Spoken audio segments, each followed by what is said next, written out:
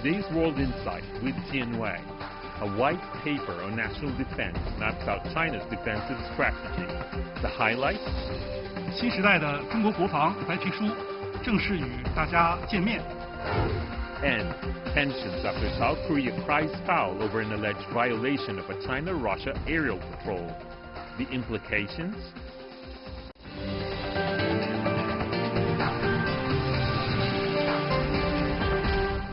Here is our host, Tianwei. Hello and welcome to World Insight, coming to you live from Beijing. China has issued a white paper on national defense, elaborating on its defense policy, the missions and tasks of the armed forces. It reaffirms that China's security policy is defensive in nature. The paper lays out changes to the army in recent years and also the growing role of the PLA in global affairs. This is the 10th defense white paper since the first in 1998. Before we get down to a discussion about China's defense potential, take a look at this.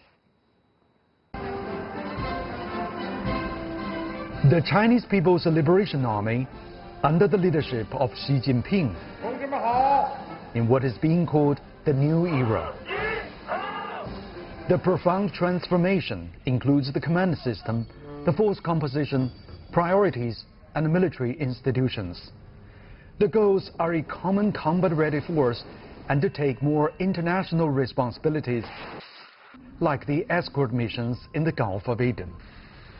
The nature of its development and trends are explained in the latest white paper.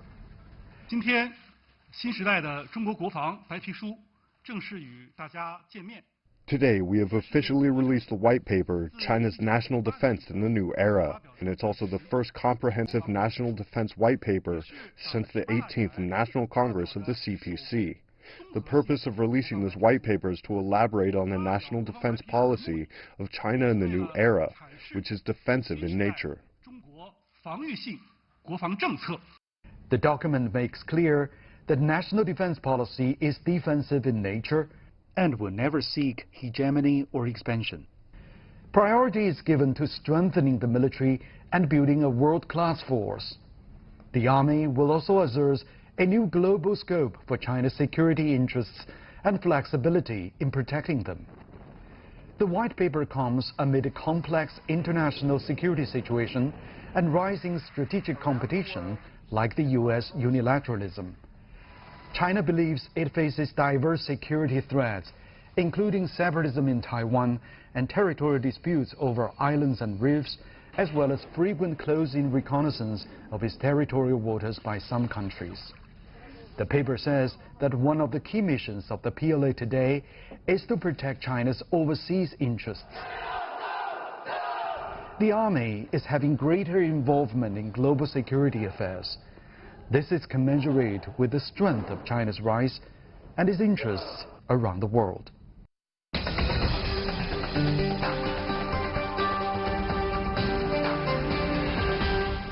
So what's the highlight of China's national defense white paper? Let's turn to our panelists. With me here, Mr. Zhang Junshe, who is the senior captain from China, vice president of the Naval Research Institute in this country. Mr. Zhang, welcome to our program.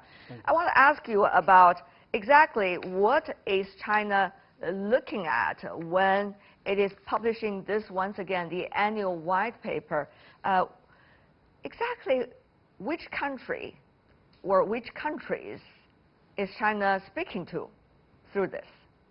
I think it's obvious that China is speaking to the world, to all the countries.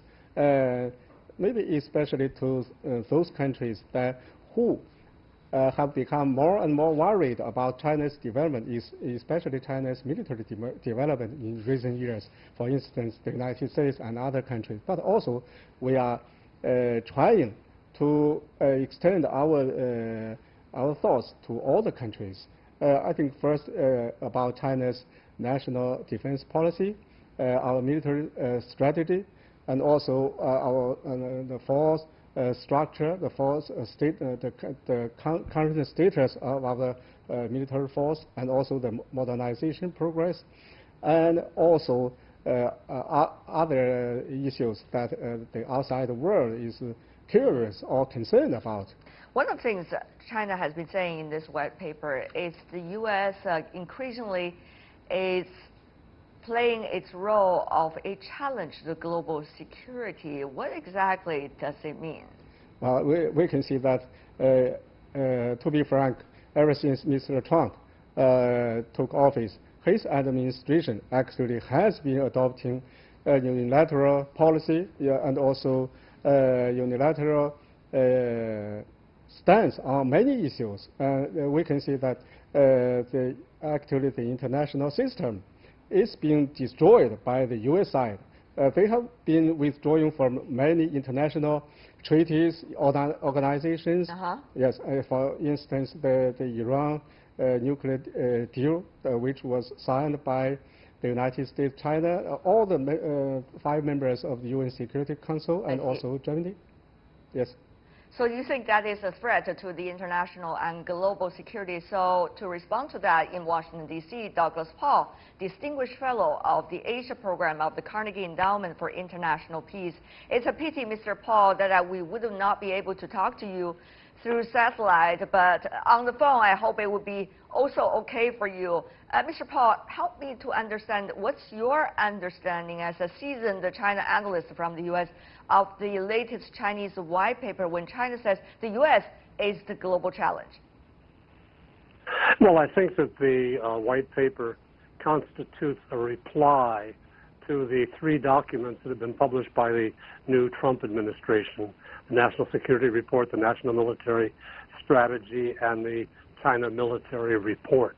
And China is in considerable detail responding to those areas which have identified China as challenging the international order by making its own case that it's the U.S., not China, that's posing the greatest risk to the existing international system. Do you think that is the case in a way, even though the words could vary? But what exactly is the latest agenda, do you think, Mr. Paul, after decades of studying security issues of the United States, particularly with this administration? Are you seeing some direction change in this regard? If you're speaking about the American administration, yes, they've tried very clearly to set a new direction. Now, setting a direction and actually taking action to follow through are 2 different things. We saw in 2011, the Obama administration talked about the rebalance to Asia, and China and all other countries responded in various ways to express concern that the U.S. was going to throw a lot of capacity and energy into East Asia in ways that had not been the case before. In fact, that never happened.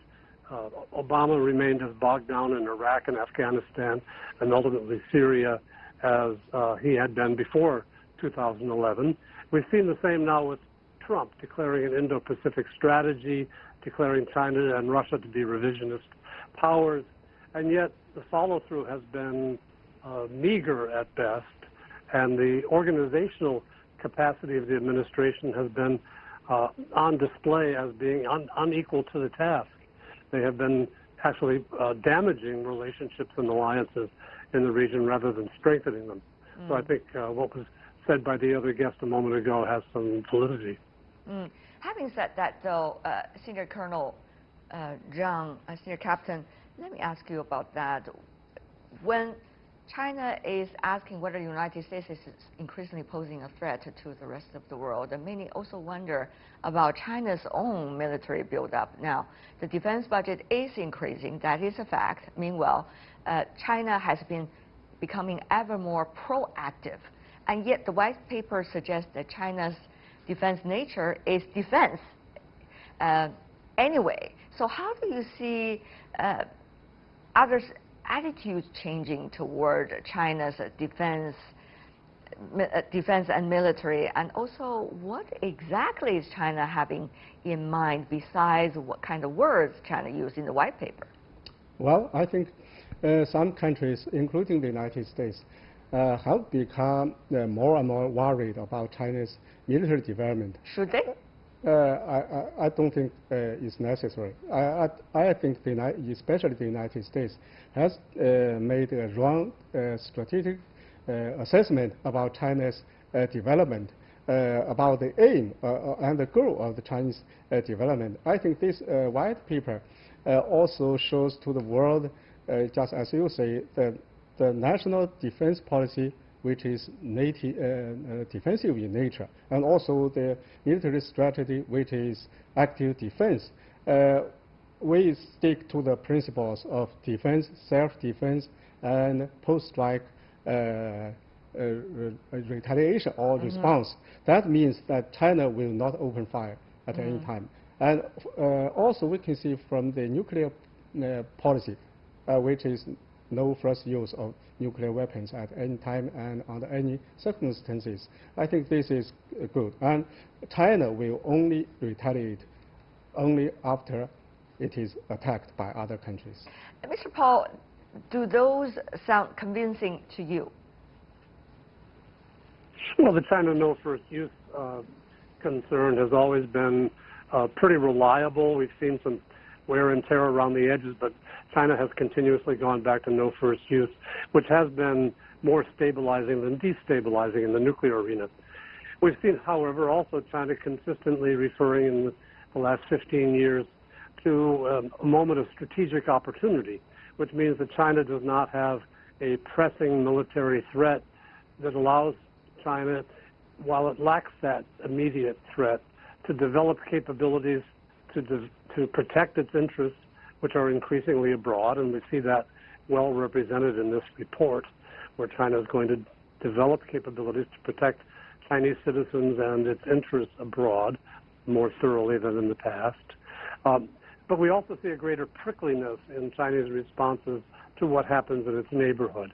And the attention paid in the paper to Taiwan strikes me as a bit overblown and somewhat of a matter of concern. Interesting. You talk about the issue of Taiwan now. The white paper has said very firmly about the territory defense of Taiwan, and that was also repeated at many of the messages during the press conference given by the spokesperson of the Defense Ministry in China. So, Senior Captain Zhang, what do you make of that? Obviously, China is saying very clearly China is ready to do anything to defend the territorial integrity of Taiwan. Yes, this is true. First, I want to make it clear that Taiwan is not a country. It's not like a neighboring country like Korea, Vietnam, other countries. It's only part of China. So we can't, or other countries should not look at Taiwan as an independent state, especially the United States should not take Taiwan as a sovereign state. So, but for China, we have adopted a policy of peaceful reunification. But the problem now, the Tsai Ing-wen authorities have refused to recognize the One China policy or the consensus, which has been adopted by the previous authorities in Taiwan. So it is actually moving toward Taiwan independence. This is not allowed by all the Chinese people. But of course, on the other hand, since you're talking about defense, it's mainly toward other countries also, that there has been arms sales to Taiwan, 2.2 billion, as we all know in the recent case by the United States. Senior Captain. Yes, I think the future sale of the 2.2 billion arms sale is a serious provocation against China's territorial integrity and also China's sovereignty.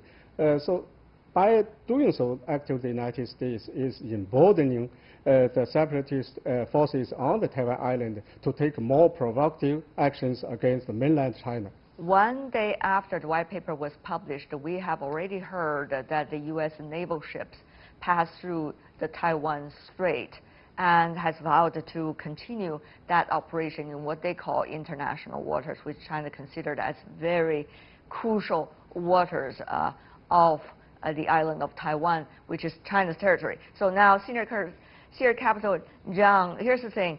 If the U.S. continue to do that, what is China going to do?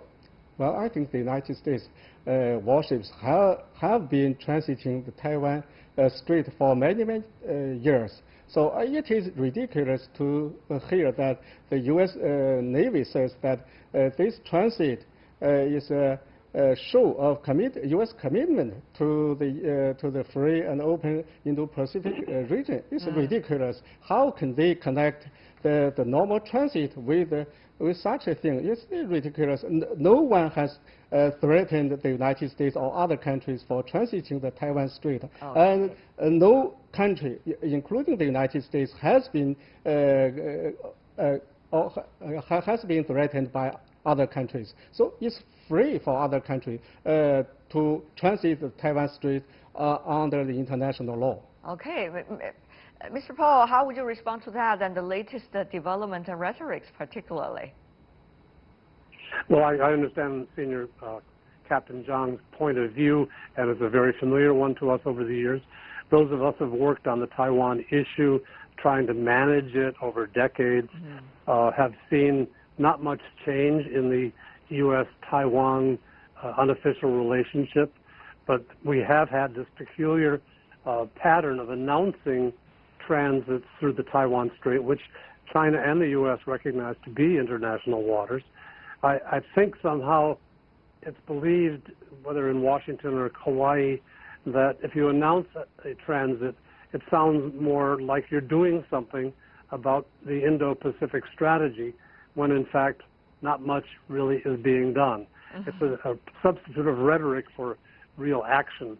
And that's probably not a bad thing. I mean, if we're going to have concerns about the Taiwan Strait and U.S. getting more involved, giving a new name to something that's been going on for decades doesn't matter very much, and we can sort of look past it. But I am concerned that there's been greater focus on Taiwan. You know, as someone watching this subject a long time, I always look for where the weak points in the triangle are. Sometimes the sources of instability emerge from the island of Taiwan. Sometimes the sources of instability emerge from the United States and Washington. And sometimes they emerge from China. I would say with this white paper, China is signaling that it is the greatest source of change and instability in the Taiwan Strait relationship. And I would urge my Chinese friends to reconsider the signals they're sending. I'm not reading the behavior of the Tsai Ing-wen administration the same way they are. I think she's been very cautious and respectful of the red lines and not trying to push Taiwan toward de jure independence. Interesting. Senior Captain Zhang, of course you want to respond to your American colleague.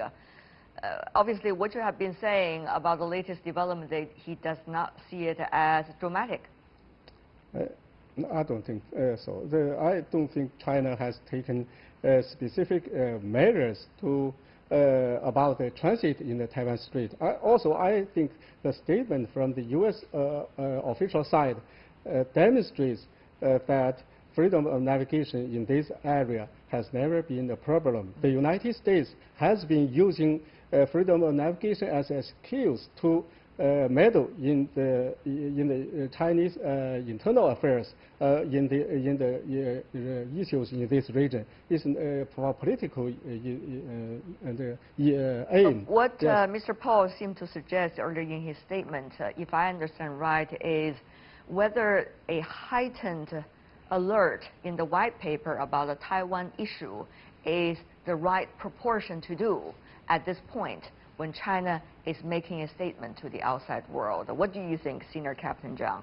I think the white paper wants to tell the outside world that the Taiwan issue is a separate issue, not an international issue. It's the internal affair of China. Other countries should not interfere in China's internal affairs and should not encourage the separatist forces on this island to go far away. If they declare independence, the Chinese side, including the Chinese military, will take whatever to crush the separatist force. All right. And of course, China's defense budget is also illustrating the money and the amount of resources being used for China's defense. It is suggesting that it's far below that of the United States. The white paper compares China's military expenditure with other countries in details as well. According to the white paper, look at that number, 20 2012, 2017, average defense spending accounted for 1.3% of the national GDP. That is low compared to other countries such as the US, 3.5%, Russia, 4.4%, 2.2% for the UK, and France, 2.3%. Well, the numbers are over there. But one thing is very important, Senior Captain Zhang, that is, what about the technological development that China has been making in its defense industry and also in its defense capabilities? Now, we understand with the latest report coming out, 6 Chinese firms out of 15 top in the world, actually, when it comes to defense industry. So how should we understand all of these latest technical advances made by China? Well, I think with the economic development and also the technical development in China, I think we are using the technical development more and more on the military or industry, defense industry. I think this is natural for all the countries. So we can see from the building of the first China-owned aircraft carrier, we have used the high technology and also some other skills in our new aircraft carrier. And so I hope that more and more advanced technology can be used in the defense industry to promote the level. I see. Yeah. Mr. Paul, what do you make of that, particularly when it comes to the competition between China and the United States regarding the latest technological advances in its defense industry and also in its defense capability, artificial intelligence, for example, big data, quantum, cloud computing, all of this, how is it having an impact in the reality of capabilities between the two countries? Well, China has come a great distance since the Gulf War of 1990-91. In those days, China thought that massive armies would be the right way to fight wars of the future, and they discovered that informatized combat is going to be the future instead. High technology that had been developed in the U.S. after the Vietnam War and before the Gulf War really told the whole world that you have to go down that path. So it's quite logical for China to take advantage of its capacities in artificial intelligence, quantum computing, advanced metallurgies and the like, to try to develop capabilities that will even the playing field, or the fighting field, if you will, between China and any prospective enemy. And I think it's a natural thing. Now, the disparity in budgets has to do much more with social economic conditions. We pay our soldiers far more than China pays its. We have various kinds of benefits. Our contractor relationships are very different with the Defense Department than China's corporate in production. So there are big differences that are explainable because the systems are so different. But the general thrust of both, to advance the technologies to increasingly fight wars without involving people, with unmanned vehicles, for example, that's inevitable. All right. Before we go, I want to have very brief words from both of you.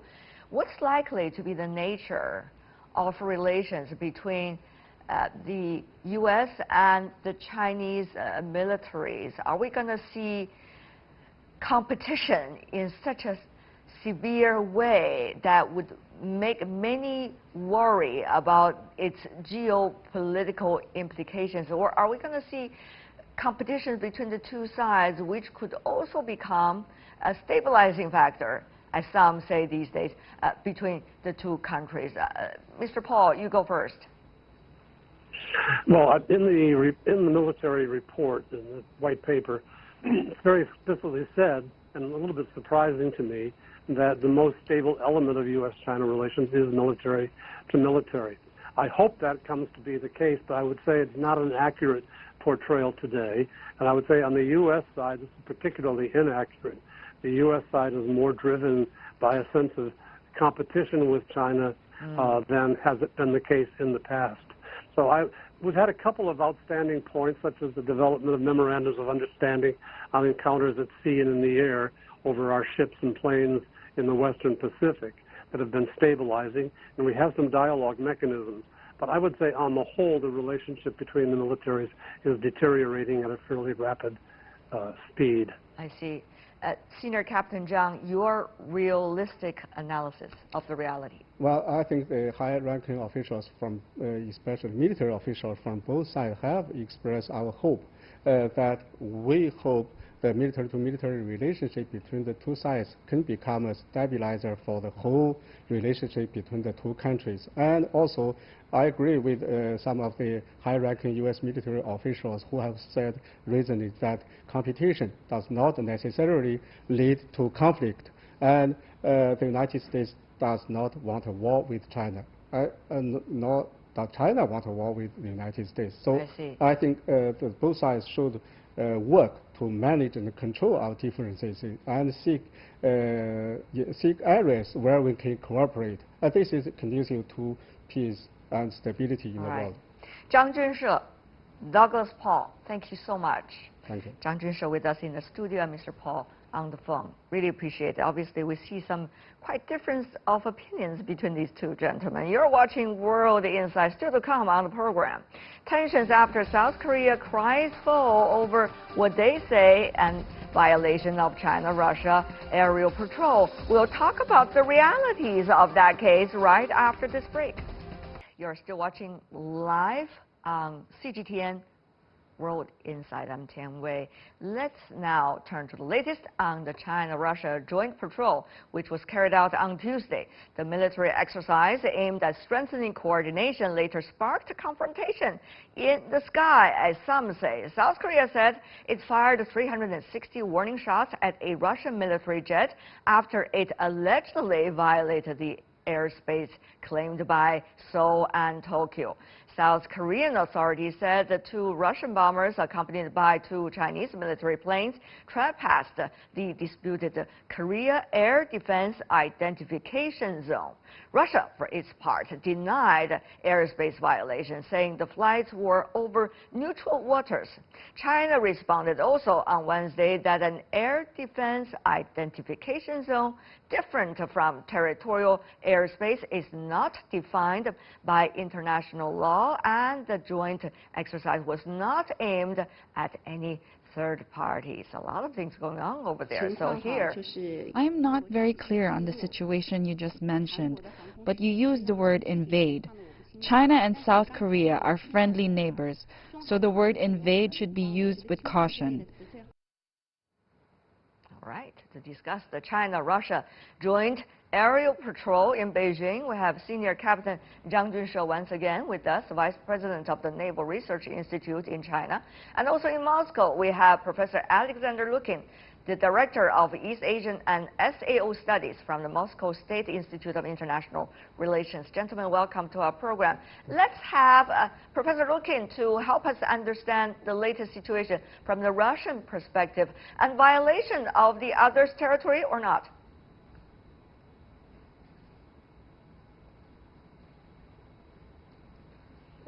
Well, it's not clear at the moment. The South Koreans claim that Russia, one of the Russian planes, a reconnaissance plane, violated their airspace twice. And they also claim that Russia apologized to them for that. But Russian embassy in South Korea denied that and said that it did not apologize for anything. So the situation is actually not clear. There are two things that we can that are not clear. Do they mean really violation of the airspace, which is one thing, or it was a violation of air defense identification zone, so-called by South Korea, because Russia does not recognize any air defense identification zones, because Russia says that it's not the establishment of such zones as such goes against the international law. All right, very interesting. From that point of view, we don't know yet what really happened. But if Russia really violated, the Russian plane really violated the airspace, which should not go beyond the territorial sea according to international law. I see. Then it probably should apologize for that. Such things happens unintentionally sometimes. We'll see how. But Russia claims that it didn't. Yeah, let's see how the Russian side will continue to investigate into the realities that happened then. And from China's perspective, air defense identification zone, Senior Captain Zhang, help us to understand whether China recognizes that, and also if it does, what does it mean? Well, I think we should distinguish territorial airspace from with ADIZ, the Air Defense Identification Zone. We know that by international law, ADIZ is not one country's territorial airspace. This first, and actually, in China's airspace, ADIZ in the East China Sea, many countries' airplanes are flying through the Chinese ADIZ. Is the Chinese side protesting against that? No, we don't think you haven't seen any protest from the Chinese side. I see. No, so as the other countries' airplanes did not or do not enter China's territorial airspace. So, and the second point I want to make is that there are overlapping areas among China, South Korea, and Japan in East China Sea over the ADIZ. In other words, what South Korea, Japan, and China claim as their own identification zones, there are overlaps among them. Yes. And therefore, is it making things more complicated? Why? There are some areas that are the overlapping areas for these three countries for ADIZ. And for instance, the Japan established its ADIZ many years before China, but the outer limit of its ADIZ is only about 120 kilometers from Chinese Shanghai. So most of the airspace over the East China Sea has been covered by the Japanese ADIZ. So can China and other countries fly through this area? It's international airspace. So the ADIZ is not a territorial airspace. So it's very interesting. Any country can claim air identification zone of their own by whatever standards they use. In other words, they could claim a territory that's very close to the other's own territory already. Well, I think the ADIZ system first was established by the United States in the Cold War area in East China Sea, in the Sea of Japan, and then later the Japanese heritage this ADIZ, and also South Korea established their ADIZ far before China. China established its own ADIZ in 2013. We know that after the United States, Japan, and South Korea. Now there are about 20 or 30 countries that have established their own ADIZ. And there are overlaps among all of these different kinds of ADIZ? Among many countries. Yeah. For instance, in East China Sea, the three countries, South Korea, China, and Japan, their ADIZ overlaps in some area. But if things like this continue, what does that mean? Are we going to have a future debates and disputes every time when one country's plane fly over the ADIZ claimed by the other country? Well, I think the real function of the ADIZ is to provide warning for this country. For instance, other countries' airplane flies into your ADIZ, then you can monitor these airplanes with your radar, electronic equipment, or you can send your airplanes up in the air to watch. If the other country's airplane is closing or approaching your territorial airspace, you can send warnings to them, and you can intercept them if they keep closing in. So, but if they are far away from your territorial airspace, you should not threaten the other countries' airplane. I see. So these are the rules that are accepted by everybody. Yes, internationally. I think so. All right. So let's just put this specific case aside because we're still waiting for more information to come out as to whether or not territorial airspace have been violated at all out of lack of caution or not. So let's put aside that, but focus on the cooperation militarily, Professor Looking, between Russia and China. Many wonder, is this a cooperation against the U.S. military alliance in the Asia-Pacific region, particularly in Northeast Asia, namely the U.S., Japan, and South Korea?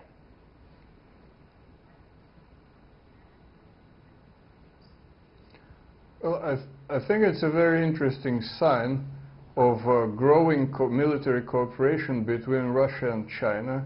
It's the first joint aircraft operation, let's say, of Russian and Chinese military airplanes. Russia and China already cooperate in the naval sphere. Two navies are cooperating, and two armies are cooperating, and now also the combat airplanes. But I don't think it's directed immediately against anybody, but of course it's a sign of an interesting trend in contemporary international relations, and we see that Russian-Chinese cooperation is growing in all spheres, including the military sphere, and actually the Western and especially US policy stimulating this process by putting pressure on both countries, applying sanctions against both countries, and they're kind of stimulating the process of Russia and China coming together. I see. So I don't think you can say that it's directed against the United States because there is no war, but it is kind of a sign to the United States that and its allies that if you continue this kind of policy, we are going to be even more closer than before militarily. Interesting. Senior Captain Zhang, is that what also China intends to do?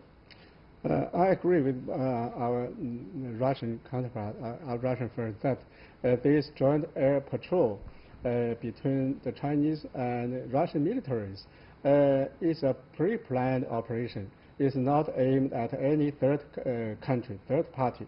I think the main aim of this joint air patrol is to promote the separate or the abilities of both sides to operate on the sea, in the air, and to enhance the capabilities to cooperate in face of the common challenges and threats. What will be the nature of military cooperation between China and Russia for the future? As we have seen, the two countries have been walking toward each other quite closely in recent years. Senior Captain Zhang, very briefly. Well, I think we just want to promote the comprehensive strategic partnership of coordination between the two countries. I don't think we want to aim at any third country. Professor Lukin, your thought?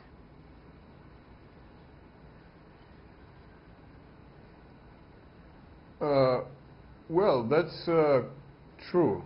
Absolutely correct. It's not aimed at any third country, but it also wants to show, both countries I think want to show that they're very close together and that the military cooperation is growing. So in case any third country wants to do anything about it, it should be cautious, I would say. Also, by the way, I think that by this maneuver, specific, both Russia and China wanted to say that they do not actually recognize neither South Korean nor Japanese this this air defense identification zones because they overlap and they also overlap with the Chinese zone. Okay. So this was probably also a sign. Senior Captain Zhang, final word. By the way, not only the air defense identification zone overlap, but their airspace is also airspace also overlap. Senior so Captain you don't really know whom you should apologize to, either North Korea or Japan. Okay, Senior Captain Zhang. Well, very briefly, we have 30 seconds left. I want to say the relationship between China and Russia is partnership, is not allies. We are not moving toward the direction of allies. We don't advocate military alliances in this region. Thank you so much, Senior Captain Zhang Junshe and Professor Alexander Lukin. Really appreciate it. That is all the time we have for today. If you'd like to see more, try to find us World Insight CGTN into your search engine or check out our YouTube channel. Follow us on Twitter, Facebook, and Sina Weibo. From me, Tian Wei, and everyone on the World Insight team, thanks for watching. And tune in again next time for more insights across China and around the world. Bye for now. Thank you, sir.